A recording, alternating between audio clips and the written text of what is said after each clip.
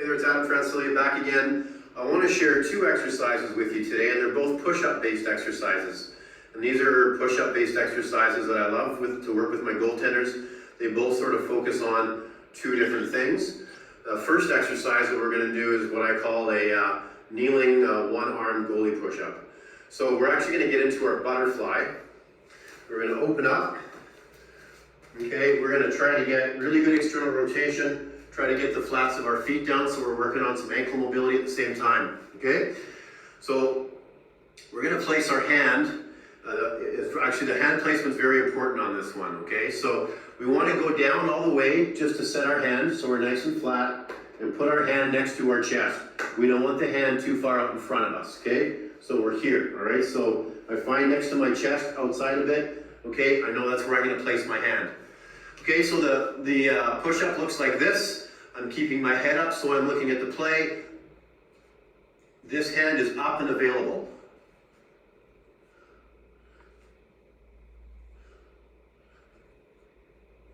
Okay, now a couple things that are very important here. The key thing here is range, okay? If you try to do this push-up like I've shown, and you can only get to here, and you're up and down, and if you go any lower, you sort of crash, go ahead and just get strong on this with two arms, okay? So just head is up, okay? Just get strong. Make sure that the hips come down and don't project back. So in other words, at the bottom, my chest and hips are both basically almost to the ground if I was just to let go. I don't want to come down and have my hips project back, okay? So if you need to, if you're just starting to work on some push-up strength, just go two hands, okay? And be able to get about, 20 repetitions.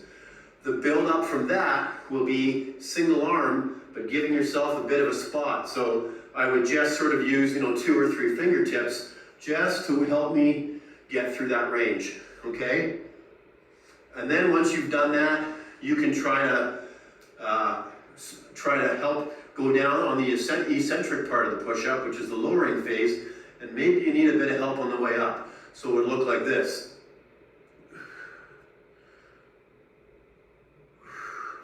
And then from there, once you get enough strength to do, say 16 repetitions that way, then you can start with trying to do the actual push-up. Okay? Now, like I said before, I really want to emphasize it's always form first and range, okay? You're not going to progress properly if you just try to muscle it and you're only using a 25 or 50 or 60% range of motion, because you'll always stop there and you won't find that range and strengthen through it. So make sure you're very disciplined to be able to figure out, if you're not able to do it with perfect form, with perfect range, with perfect hand placement, keeping the hips with you and the chest with you, backtrack however many steps you need to be able to find where you currently sit, okay? So now once you've strengthened from the foot, wherever you need to start, all the way up, and you're able to do those sets with single arm, now we can kind of tweak it a bit to make it a little bit more challenging. So what you can do is get through your push-ups, but you can have somebody throw you a tennis ball when you're at the bottom of the movement to come up and make that save. Now, so it would basically be, I don't have anybody throwing me a tennis ball right now, but basically it's like I'd be looking, making the save. They would throw here, I would explode up and make that save. Now at the beginning, have them throw the ball, very kind of close to where your hand already is. And as you progress, you can kind of increase that circle. So you're here, and you have to kind of reach out for it.